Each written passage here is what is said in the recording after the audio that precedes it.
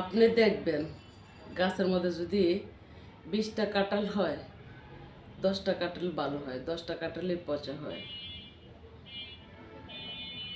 কোন একটা কাঁঠাল পোকা খেয়ে নেয়, নয়তো কাঁঠালটা পচে যায়, নয়তো কাঁঠালটা জ্বরে পড়ে যায়। তার মানে কি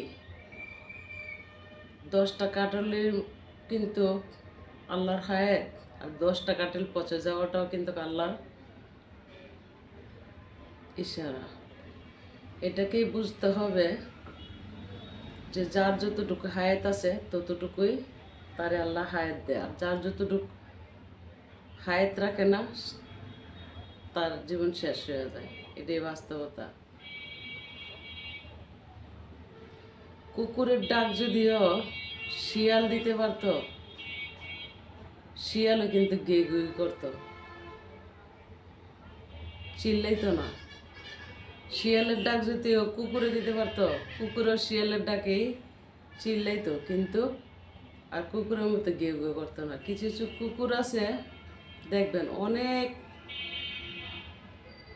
রাত বিরাত গহীন রাতে গেউ গেউ করে।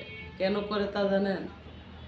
বিপদ দেখলেই কুকুর গেউ গেউ করে, কারণ তারা তো বোবা প্রাণী, বিপদ তারা সহজে দেখে, তাই তারা গেউ গেউ করে।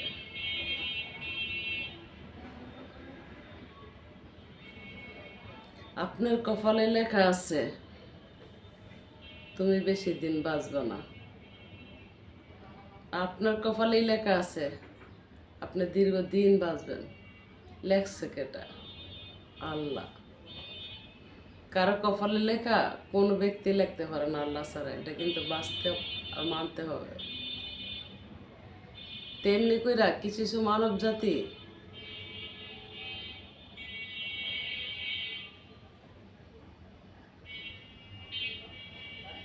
বহু চেষ্টা করে নিজের লেখা নিজে লেখার জন্য, কিন্তু নিজের লেখা তো নিজে কখনো লেখা যায় না। লেখার মালিক তো আল্লাহ। ডিব্বা ভরা বুদ্ধি থাকলে কি হবে? যদিও বুদ্ধি কাজে না লাগাইতে পারে, এই আর কি।